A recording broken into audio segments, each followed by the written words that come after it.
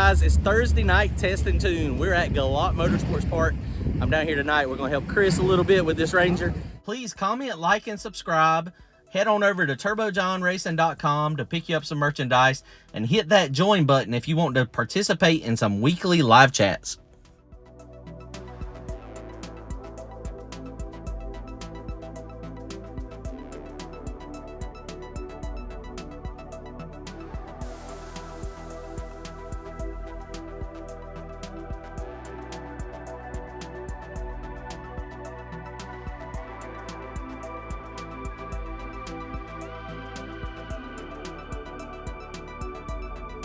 Y'all remember seeing this thing on the channel. Y'all saw we had some problems with Darlington with it. We had that noise and we couldn't figure out what it was. We thought it was the starter, but the turbine housing he had, it was a Gen 1 turbine housing that was modified for a Gen 2. And so it wasn't holding the heat shield behind the turbine wheel, so it was rattling and going around. So he got him a new turbine housing. He's got 140 AR, seems to be good on that. So he just got down here. So we're gonna try to tune this thing today. Hopefully it's gonna get together and make some good passes. I don't know that we're going to lean on it super duper hard. I mean, this is the first methanol tune-up. We're going to get it, boys. We're going to get it. We're going to not get it. We ain't getting it. We ain't turning it up. We're going to hit the down arrow. Jump it too. So y'all stay tuned. Let's see what it does. See how it runs.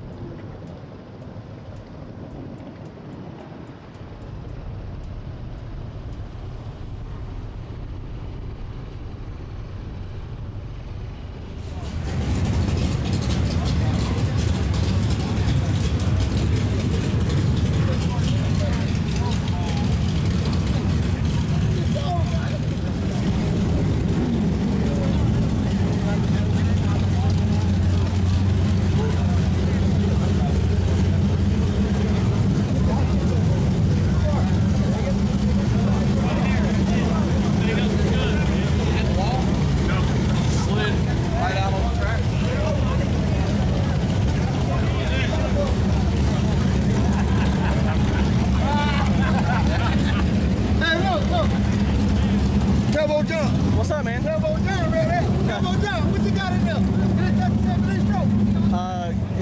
It's a small stroke. This is an old brown sugar car.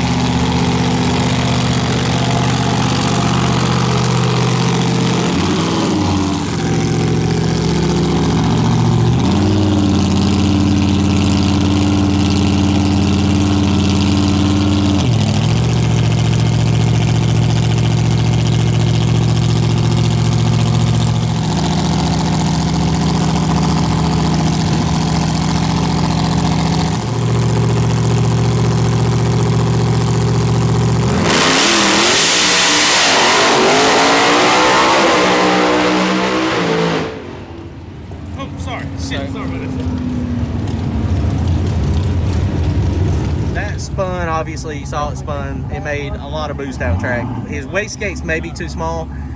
It's got a 140 housing on it, GT55 98mm turbo, and he's got. You said what size wastegates did you say you had?